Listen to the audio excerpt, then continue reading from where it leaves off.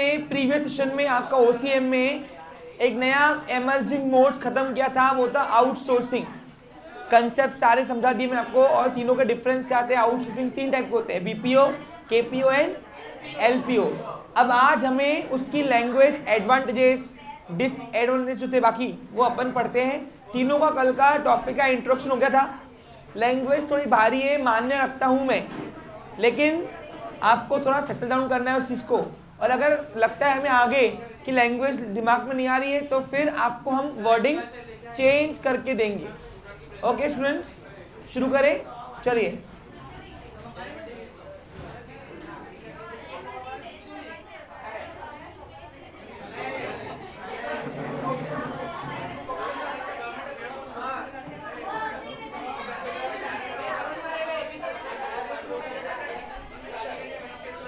अभी जहां जगह मिलती है बैठो, क्लास चालू होगी आपकी।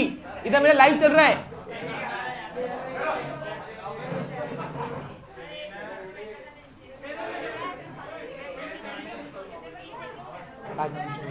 बैठो।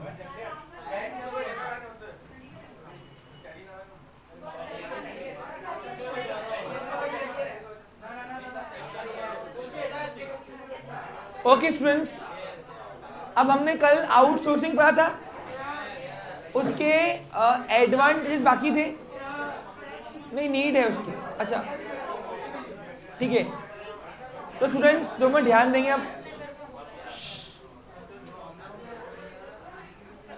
बेटा, हेलो आरती, लॉक लगा दे बाहर, इधर तो लॉक उसको।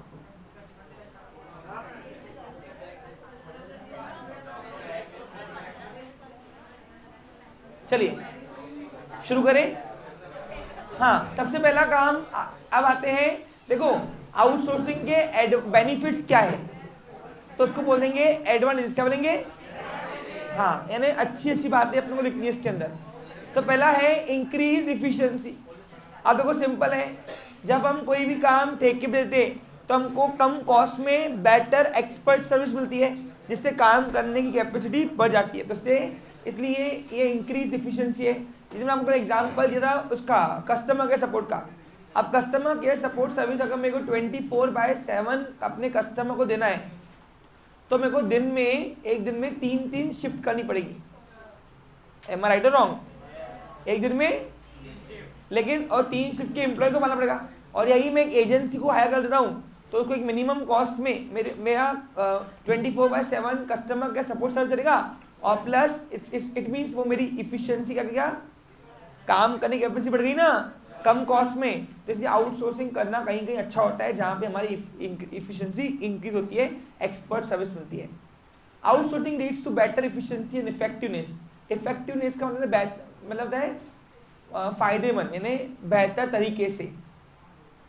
It improves production as the specific work is assigned to the third party. इससे क्या हुआ? प्रोडक्शन इंप्रूव हुआ, क्योंकि बेटर सर्विस मिली थर्ड पार्टी से। एग्जाम्पल होगा, अभी आपका न्यू प्रीमाइसिस है, उसका ढांचा जो है वो मैंने आउटसोर्स कर दिया था बाहर। क्यों आउटसोर्स कर दिया था? तो इससे बेनिफिट क्या हुआ? देखो, I am novice about the construction, तो मैंने किसी को आउटसोर्स किया मैंने बाहर, तो उसको सब मालूम है कितना मटेरियल कहाँ लगता है। तो अननेसेसरी चीज़ें अवॉइड की गई और वेस्टेज जो है वो रिड्यूस किया गया, जिससे वर्किंग इफिशिएंसी अपने आप बढ़ गई और कॉस्ट भी कम हो गई। फिर नेक्स्ट है access to professional, expert and highly qualified service. अब क्या हुआ, जब मैंने वो तुम्हारा प्रीमाइसेस ठेके पे दे दिया, बाहर आउटसोर्स कर दिया था, तो इससे क्या हुआ? इससे वो जो पर्सन है जो करा रहा था, वो ही इज ए इंजीनियर। कौन है वो? तो इंजीनियर एक्सपर्ट हो गया, प्रोफेशनल सर्विस मिल रही है, प्लस एक्सपर्ट मिल रहा है। उसने एकदम कौन सी चीज़ कहाँ चाहिए वो एकदम परफेक्ट बताया, उन्होंने स्ट्रक्चर बनाया, इंफ्रास्ट्रक्चर बनाया, मैप बनाया पूरे, और वो हिसाब से फिर उन्होंने एग्जीक्यूट किया। तो इसलिए आउटसोर्स से क्या हुआ? प्रोफेशनल सर्विस मिला, प्रोफेशनल एक्सेस करते हैं और एक्सपर्ट सर्विस मिलती है और हाईली क्वालिटी सर्विस मिलती है। The task are outsource to third parties who are skilled in that specific field. This allowed to outsource companies to have access to high level of services with fewer chances of error. यानी fewer यानी एकदम कम chance होते हैं mistake करने के। समझा क्या आपको? क्लियर? फिर नेक्स्ट है कॉस्ट रिडक्शन। हमारा कॉस्ट कम होता है। क्यों? क्योंकि यहाँ पे अननेसेसरी चीज़ें अवॉइड की जाती है। और वो एजेंसी को भी क्यों पड़ता? क्योंकि उसके पास मेरे जैसी 100 कंपनियाँ होती, तो उसको भी expert service, expert employ hire करने पड़ते हैं, और हमको एक्सपर्ट सर्विस मिलती कम कॉस्ट में, तो हमारा खर्चा कम होता है। क्योंकि जब हम कोई एक काम आउटसोर्स करते हैं तो no need to maintain the infrastructure of particular department. That's why वो कॉस्ट रिडक्शन करता है cost. Outsourcing leads to cost reduction for the company. The cost of outsourcing services is much less than keeping such a large workforce on the roll of the company. तो company के role में बड़े बड़े organisation चलते हैं company बनकर, तो उनको लार्ज वर्क फोर्स यानी मैन पावर ज़्यादा लगते हैं, और जब वो कोई डिपार्टमेंट आउटसोर्स कर देती है तो क्या होता है, कम कॉस्ट में उसको मैक्सिमम मैन पावर मिलकर वो अपना काम चाहती है, उसकी कॉस्ट जो है, खर्चा जो होता है, वो वर्किंग एक्सपेंस कम हो जाते हैं, क्योंकि उनको एम्प्लॉय को पालना नहीं पड़ता है। मैंने आपको एग्जांपल दिया कल का वो कस्टमर केयर का, कि गौरव ने मेरी कंपनी कस्टमर सर्विस ले लिया एजेंसी, तो उसके पास जो एक्सपर्ट सर्विसेज है उसके पास 1 मिनट भी खाली नहीं पड़ेंगे। क्यों? क्योंकि मेरे से 100 कंपनियाँ हैं, तो वो उन 100 कंपनियों के काम करवाएगा अपने एम्प्लॉय से। लेकिन मेरे को अगर अपने एम्प्लॉय आया करना है तो मेरे काम करेंगे, काम बैठेंगे, क्योंकि मेरे इतने कस्टमर तो ही नहीं है कि दिन भर काम करेंगे बैठ के। तो उससे क्या होगा, हमारी कॉस्ट बढ़ जाती है। फिर नेक्स्ट है लो मैन पावर कॉस्ट। तो एक आदमी का कॉस्ट जो है हमारे को खर्चा कम आता है। Through this outsourcing man power is available at lower cost. कम खर्चे में ज्यादा लोग मिल जाते हैं। समझा क्या? Less investment. अब इन्वेस्टमेंट लगती नहीं है क्योंकि हमको खुद का इंफ्रास्ट्रक्चर बनाने की नीड ही नहीं है। Investment required of the company are reduced. Knowledge share. Outsourcing helps to knowledge sharing between organization. तो ये आउटसोर्सिंग KPO है ना, KPO, अब KPO भी आउटसोर्सिंग है ना, तो उससे नॉलेज शेयर होता है ऑर्गेनाइजेशन के अंदर। अपॉर्चुनिटीज। इट स्टिमुलेट का होता है हाईली इंटरेस्टेड होना। कोई चीज में जब हाईली इंटरेस्ट है ना तो उसको बोलते हैं स्टिमुलेट। देखना है वर्ड आपको,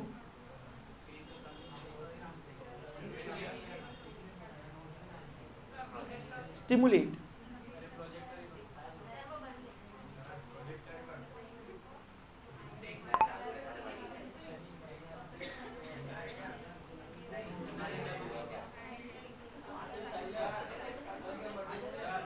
किसी वस्तु को किसी के लिए अधिक यानी रोचक और उत्तेजक बना देना, यानी इट मीन्स इंटरेस्टेड ही होगा ना, to make a somebody to feel interested.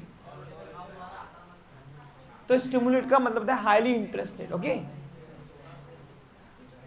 आगे बढ़ू तो देखो आउटसोर्सिंग क्या करता है, it stimulate entrepreneurship, employment, export in a country from where outsourcing is done. तो ये एक बिजनेस को नई अपॉर्चुनिटी देकर उस एजेंट को जिसने आउटसोर्सिंग काम शुरू किया है वो क्या करता है, वो उसको एंटरप्रेन्योरशिप बनाता है। क्या बनाता है? ओनर बनता है ना, उसका एक बिजनेस शुरू करना खुद का, प्लस लोगों को रोजगार मिलता है, एक्सपोर्ट बढ़ता है, क्योंकि अगर बाहर की, जैसे मैं आपको एग्जाम्पल दूँ KPO में याद करो, तो एक्सपोर्ट इम्पोर्ट बढ़ता है। तो ये सब चीज़ें जो होता है वो ये आउटसोर्सिंग के बेस पर ही इन सब चीज़ों पे इंटरेस्ट बढ़ जाता है। तो इसलिए नाम दिया है स्टिमुलेट। क्या दिया है? समझा क्लियर आपको? फास्ट हुआ? अब every coin is two side, positive and. अब निगेटिव देखते हैं, ड्रॉबैक क्या है उसके। तो पहला आता है डिसएडवांटेज। पहला है मिसयूज ऑफ इंफॉर्मेशन। हाँ, अब कभी कभार जो काम अपन ठेके पे देते ना वो इंफॉर्मेशन मिसयूज कर लेता है। एक केस हुआ था बीच में, क्या हुआ था, एक बैंक का कस्टमर केयर सपोर्ट सर्विस जो था वो बाहर आउटसोर्स किया था एजेंसी को। तो उस बैंक जो जैसे आउटसोर्स एजेंसी है ना उसमें सब एक्सपर्ट लोग रहते हैं, आपको मालूम है। तो जब कोई बैंक का कस्टमर बात करता है बैंक से, तो वो कस्टमर के वाले बैंक बन के बात करते हैं ना, तो उनकी इन्फॉर्मेशन डिस्प्ले करनी पड़ती है, बैंक को इन्फॉर्मेशन देनी पड़ती है उनको। तो उस इन्फॉर्मेशन का मिसयूज करके हैक करके एक अकाउंट पैसे निकाले गए थे। तो इट मीन्स व्हाट, कभी कभार ये चीज़ें देखने को मिलती है कि जो एजेंसीज है वो आउटसाइडर है। कौन है वो? तो वो कभी कभार हमारे इंफॉर्मेशन का मिसयूज कर सकते हैं। समझा? क्लियर? समझा क्या? There is always a danger of misuse of company information by the contractor. तो कॉन्ट्रैक्टर वो हमारी इंफॉर्मेशन मिसयूज कर सकता है। फिर लो क्वालिटी, कभी कभार क्या होता है, कॉन्ट्रैक्टर अपनी कॉस्ट कम करने के लिए एम्प्लॉइज 19-20 वाला लेता है ना। तो इससे क्या होता है, कभी कभार लो क्वालिटी आ जाता है। समझा क्या? जब अभी मेरी कंपनी का कस्टमर केयर सपोर्ट सर्विस मैंने गौरव को दिया और गौरव ने लिया 12वीं पास 15वीं पास, चलो उनको बात करने का ढंग नहीं, तो बताओ गुडविल किसी गिरी? कंपनी की। उनको क्या मालूम कि एजेंसी को दिया है? तो इसलिए कभी कभार लो क्वालिटी मैन पावर आ जाता है। Many companies compromise on the quality of outsourcing in order to cut the cost. This is especially seen in IT sector. कहाँ है ये? Where the company try to get cheap manpower from the other countries.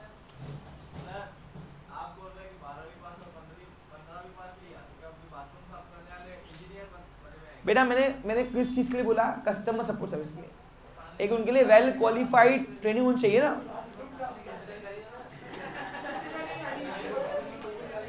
क्या गौरव, देखो मैं इतना अच्छा contract बना रहा हूँ, तू जा रहा सैनिटाइजर में। ओके चलो, मेरा आज गला खराब है, इधर देखो। Ignorance of ethics. इथिक्स यानी क्या? कभी कभार क्या होता, वो कॉन्ट्रैक्टर के एम्प्लॉइज को बात करने की तमीज नहीं होती। ये उस दिन हॉस्पिटल में हुआ मेरे साथ। वो हॉस्पिटल में साफ सफाई करने वाले आए थे कर्मचारी। उनको बोल रहा हूँ भैया ये क्लीन करके जाओ, बताइए हमारा काम नहीं है। ऐसे कैसे बोल रहे हैं आप? कंप्लेंट करूँगा नीचे? बोलते करो।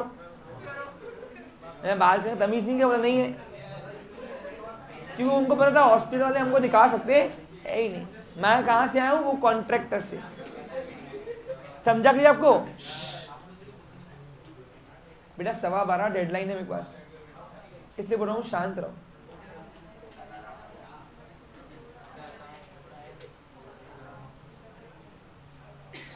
In some cases, companies ignore ethical issues related to outsourcing. Ethics क्या होता है? The code of conduction of language. यानी हर एक चीज के लिए एक लैंग्वेज बनाई गई है, हर काम के लिए। वो लैंग्वेज के अंदर अगर वो इंसान काम करता है तो उसको बोलते हैं एथिक्स। लेकिन आउटसोर्सिंग वालों को कभी कभी लो मैन पावर लेकर वो हमारे काम की धज्जियां उड़ा देते हैं। समझा कि आपको? इनको बात करने का तमीज होता। फिर लैक ऑफ कस्टमर फोकस। अब आउटसोर्सिंग वाले कस्टमर फोकस करेंगे क्या? उनको जिस एग्जाम्पल देखो, मेरा कस्टमर सर्विस सपोर्ट सेंटर मैंने गौरव को दे दिया एजेंसी को। अब वो कॉन्ट्रैक्टर अपने एम्प्लॉय को बोलते देखो भाई सर के जो भी आएंगे कस्टमर बात करना, तो क्या वो इतनी इंटरेस्ट से बात करेंगे क्या जितना हमारे एम्प्लॉय करेंगे? हमारे एम्प्लॉय कभी बना नहीं करेंगे, वो बोलेंगे बने तो बने, नहीं वो करना है हमको, तो हर महीने की आ रही है फिक्स इनकम। आपको समझा clear? An outsourced vendor may provide service to multiple organizations। और एक तो उनके पास से हमारे कंपनी कस्टमर से क्या? हाँ। At the time, in such situation, he may not be able to focus on any individual organization. This may affect the organization adversely। कभी कभार ये उल्टा अफेक्ट हो जाता है। समझा क्या आपको? फिर नेक्स्ट है अदर डिसएडवांटेज। पहला है मिसअंडरस्टैंडिंग ऑफ कॉन्ट्रैक्ट्स। तो कभी वो कॉन्ट्रैक्ट में जो बातें लिखी होती है वो होती ही नहीं है एग्जिस्टेंस में। दूसरा दिया है लैक ऑफ कम्युनिकेशन। कभी कभार क्या होता है, आउटसोर्सर वाले को आउटसाइडर वाले को यानी आउटसोर्स वाले को कस्टमर ने कंप्लेंट लिखी, वो हमको बताने भूल गया। अब बताने भूल गया तो कम्युनिकेशन लैक हुआ तो उसका रिजॉल्व नहीं हुआ, इमेज किसकी खराब हुई? तो इसलिए ये भी लैक ऑफ कम्युनिकेशन आता है। फिर poor quality and delay in providing services. कभी कभार अब उसके पास गौरव के पास हमारे 100 कंपनियों के लेके बैठे, तो हमारे कस्टमर कहाँ कॉल लगा रहे हैं, व्यस्त आए बता रहे, तो फिर कस्टमर बात करेगा और उसने अपने एम्प्लॉइज को 100 आदमी कंपनी काम दी, तो वो भी बेचारे एम्प्लॉय क्या करेंगे? वो तो चालू ही है बेचारे, और क्या चालू रहे। तो कभी कभार क्या होता है, quality and delay providing service होता है यहाँ पे। समझा कीजिए आपको? एक तो दिन भर वो बात करके भिन्न हो जाएंगी क्या? कभी एक्स कंपनी बात करेंगे, कभी वाई कंपनी, कभी कभी ऐसा होता है कि एक्स कंपनी को बोलते हैं हेलो वाई कंपनी से बात कर रहे हैं, फिर बोलते हैं अरे ये तो एक्स कंपनी कस्टमर था, सॉरी एक्स कंपनी से बात कर रहे हैं। तो फिर कस्टमर बोलता है ये हो क्या रहा है ना। तो ये चीजें यहाँ पे देखने को मिल जाती है, कभी कभी मिसकंसेप्शन हो जाते हैं, वहाँ पे ट्रैफिक जाम हो जाती है। ट्रैफिक जाम यानी हमारे कस्टमर केयर कॉल लगाते, लगता ही नहीं कंपनी को, क्योंकि वो आउटसाइडर वाला जो है, आउटसोर्स वाला, वो 100 कंपनी लेके बैठ जाता है, तो किससे किससे बात करेंगे उसके एम्प्लॉइज। फिर हमारे कस्टमर का सोचते हैं कंपनी एकदम सड़ेल छाप है, सर्विस मिलती नहीं, बैकअप सर्विस। तो ये सब चीजें देखने को यहाँ पे मिलता है। समझा क्लियर आपको? अब what is the need of outsourcing, क्या जरूरत है आउटसोर्स करने की, क्यों करना है आउटसोर्स। तो नीड को अपन क्या बोल सकते हैं, इंपॉर्टेंस। लिखो, नीड को एक और नाम है इंपॉर्टेंस, या तो फिर सिग्निफिकेंस।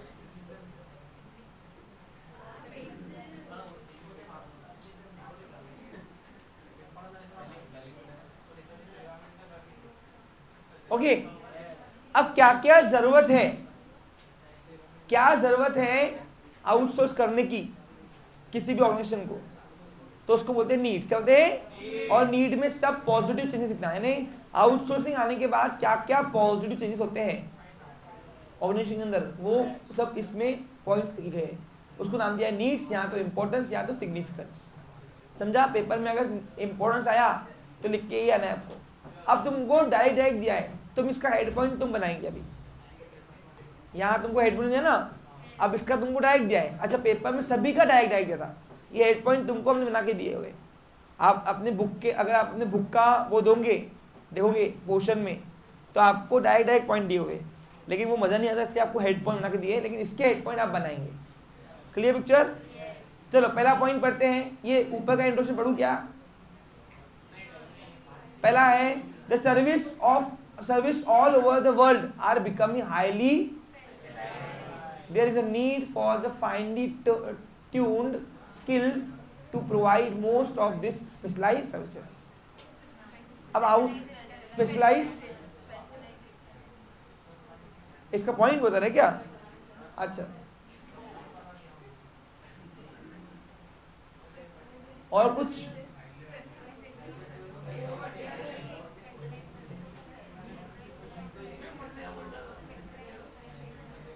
तो एक काम करो, स्पेशलाइज्ड सर्विस लिखे, ये वाला पॉइंट डाल दे, है ना। तो फर्स्ट पॉइंट लिखो स्पेशलाइज्ड सर्विसेज, यानी क्या?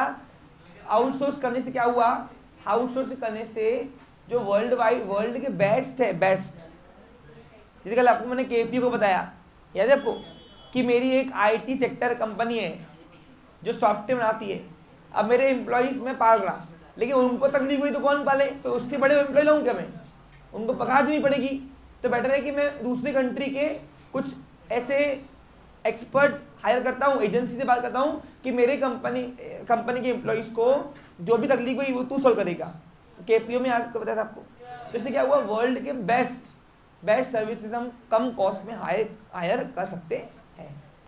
Number 2, with increasing global competition, global यानी world competition, world economy, every company is required to focus on showcasing its product as well as improving the quality of its product services. तो इसमें ये नहीं, अच्छा काम करो, इसका हेड पॉइंट्स ना बना के रखो, अपन फिर लास्ट में डिस्कस करते हैं, क्योंकि आज अगर बनाते पड़ेंगे तो हो गया हमारा काम। मेरे को अभी उसके भी नीड्स है ना, बीपीओ के भी नीड्स है, एडवांटेजेस है, फिर केपीओ के भी है, तो ये सब चीजें हमको खत्म करना है जितना भी हुआ। Number 3, to achieve this the company has to concentrate on its core activities. अब देखो, मैंने चिल्लर काम अगर बाहर दे दिया तो अपने मेन काम में फोकस रखूंगा ना मैं,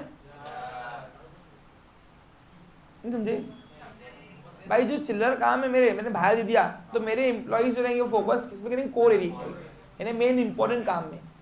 तो ये भी आउटसोर्सिंग का बेनिफिट है। Hence there is a need of evaluate यानी evaluate its other business process. evaluate की जगह एक और नाम लिख सकते हैं, evaluate नहीं चाहिए यहाँ पे चाहिए allocate.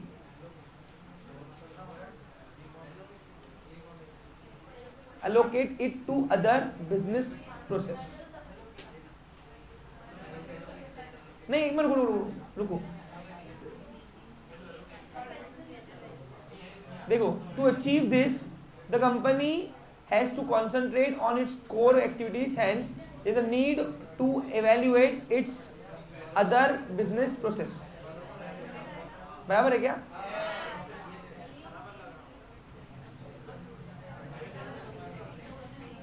हाँ ठीक है, बराबर है. तो evaluate यानी परखना. क्या होता है? तो evaluate करके हम क्या करते हैं, अगर हमने चिल्लर काम बाहर दे दिया तो हम अपनी अदर काम में यानी कोर एक्टिविटीज में हम एक एक काम को डिटेल में परख सकते हैं ना, उसको नाम दिया evaluate. क्या दिया उसको? ठीक है, बराबर है. The companies outsource many non-core areas of business to firm that have specialized and skilled workforce to perform this activities. बस उसका ही दूसरा पॉइंट दिया बना के कि यहाँ पे नॉन कोर एक्टिविटीज एरियाज को जो है ना वो उस फर्म को दो जो फर्म उस काम में माहिर है, जो फर्म उस काम में. अब फॉर एग्जांपल दिया उसने, company mostly outsource non core activities such as canteen, sanitation, security. Account में सिक्योरिटीज होती है हीरो हीरोइन को, वो आउटसोर्स होते हैं, एजेंसी से होता है. ये बॉडीगार्ड उनके तो ना होते हैं, ये एजेंसी से आता है.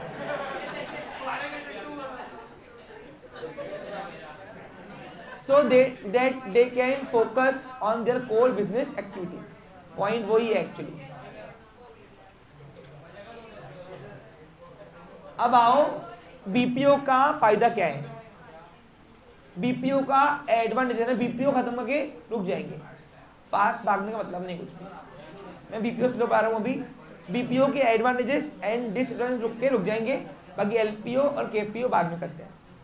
ठीक है, लेकिन एक बात सुनो, इसकी प्रिपरेशन आप शुरू कर दो क्योंकि आफ्टर इकोनॉमिक्स आपका ओसीएम शुरू होगा टेस्ट सीरीज में. ओके, तो एक टेस्ट तो भी अपनी हो जाएंगी. कौन सी? 4th chapter and 5th chapter. अभी चैप्टर सब छोटे ही. अब देखो अभी ये चैप्टर में 2 ही टॉपिक थे, इसके बाद जो आएगा उसमें 2 टॉपिक है.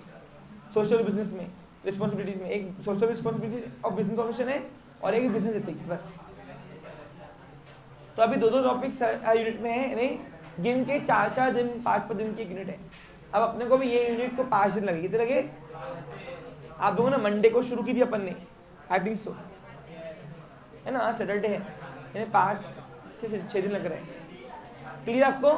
इसके बाद मेरे पास सिर्फ 5 यूनिट रहेंगी आपकी, क्योंकि एंटरप्रेन्योरशिप आपको कटी है, करना ही नहीं है बिल्कुल भी. मैं खुला बोलता हूँ, एक क्वेश्चन करना फंक्शंस ऑफ एंटरप्रेन्योर, वो पढ़ा दूंगा मैं आपको. वो ही आता है 5 मार्क का मोस्टली. बातें बंद करते क्या?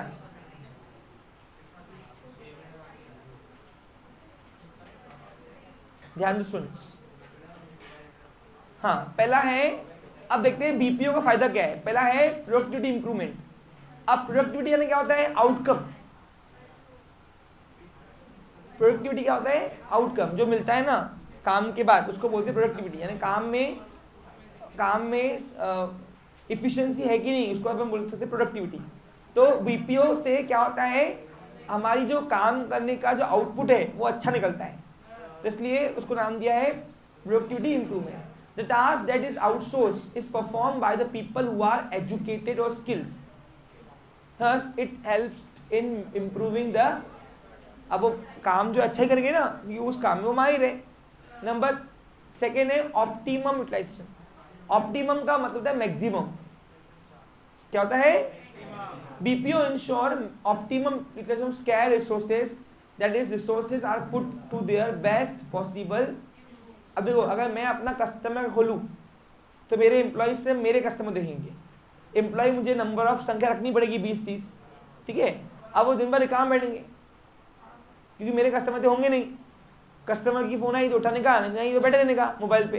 तो मोबाइल पे बैठने नहीं का मेरा वर्किंग स्पीड बढ़ रहा ना, तो मेरा मैक्सिमम यूज हो पाएगा. फिर तो जो मैं रिसोर्सेज दे रहा हूँ उनको उतना मैक्सिमम यूज नहीं हो रहा, लेकिन यही मैंने बीपीए वाला किसी दे दिया, बीपीए वाले को वो काम, तो क्या होगा फिर, तो वो काम वो बराबर वसूलेंगे उनसे। क्यों?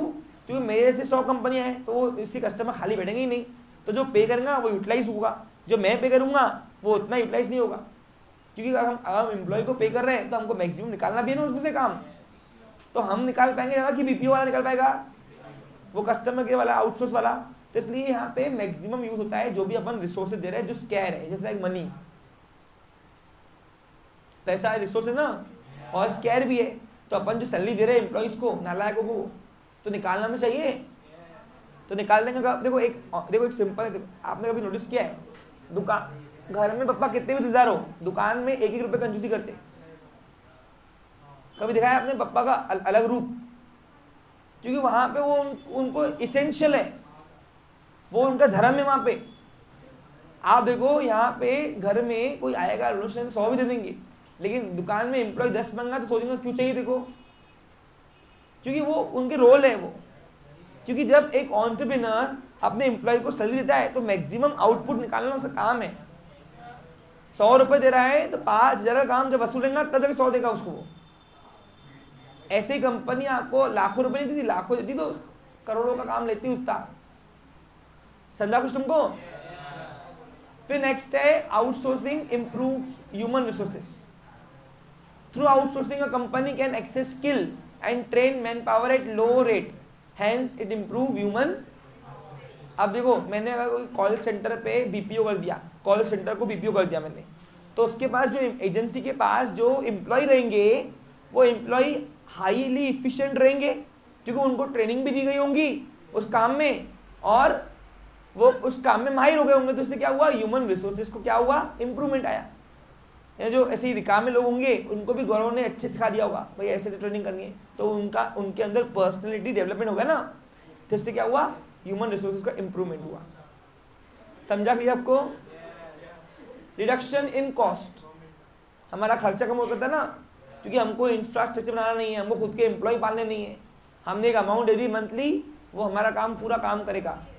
Every company aims to reduce its cost. अब हर एक कंपनी का काम क्या है, मेरा वर्किंग एक्सपेंस कम हो जाए, क्योंकि वर्किंग एक्सपेंस कम हो गया तो प्रॉफिट अपने आप बढ़ जाता है।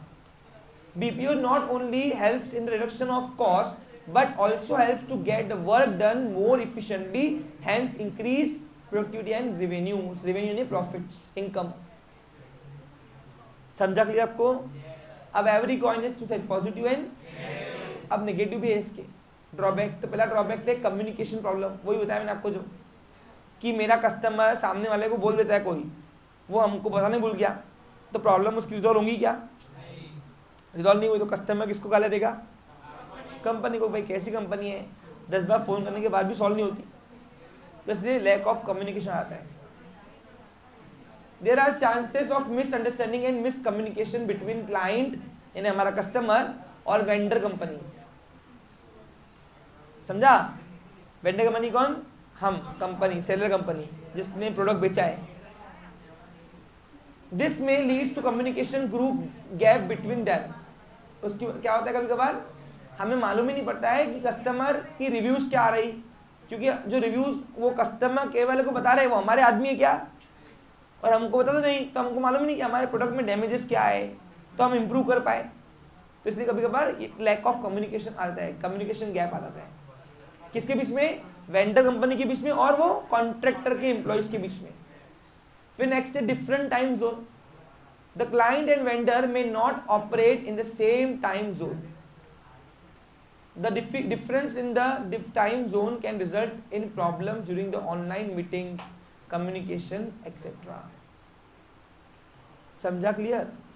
अब क्लाइंट कस्टमर कोई और टाइम पे फोन करेगा और हमारे लिए वो सर्विस ही अवेलेबल नहीं होंगी, सपोज वेंडर देता नहीं होगा वो, तो उसमें क्या होगा, क्लैशेस आएगा ना टाइम का। जैसे अमेरिका में सुबह होती या रात होती, तो टाइम जोन्स में फर्क होता ना, तो फर्क होने की वजह से क्या हुआ, अब सपोज मैंने आउटसोर्स कर दिया अमेरिका की एजेंसी को, तो वहाँ पे जो एम्प्लॉयज होते यहाँ जागते, तो जागते तो क्या हो गया, जैसे अभी एग्जाम्पल मैंने बताया आईटी सेक्टर का जो होता है, आईटी सेक्टर मैंने आउटसाइड कर दिया था, नॉलेज का याद करो, तो ये टाइम जोन उसमें भी प्रॉब्लम जाएगा। फिर नेक्स्ट है loss of control. Due to issue like communication problem, difference in time zone, etc., there are the chances that client company may lose their control on the work that is being outsourced. कभी कभार क्या होता है, बताओ क्या है इसका मतलब?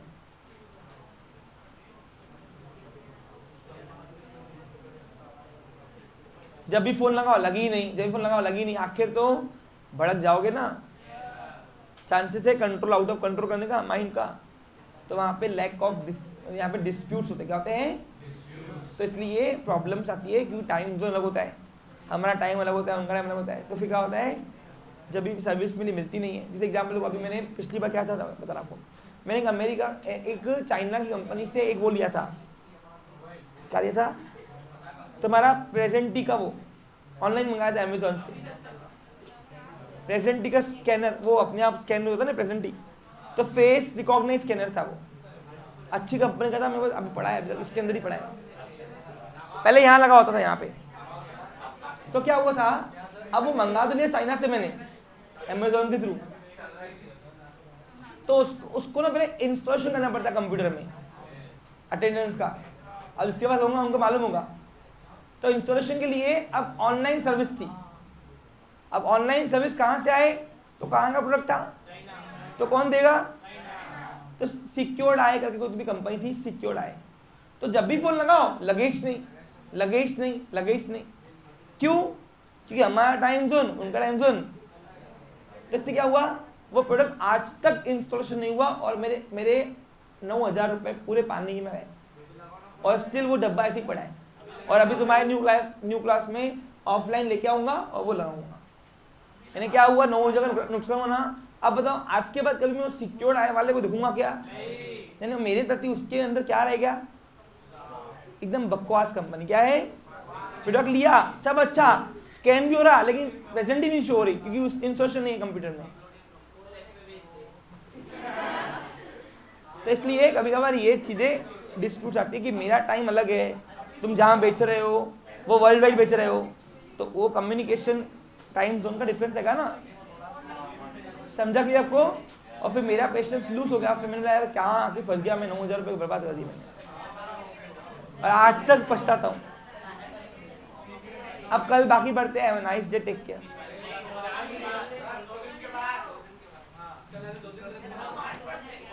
बेटा एक्टिव हो, मेरे को जो भी एक्टिव है फिलहाल, कोई एक्टिव है क्या?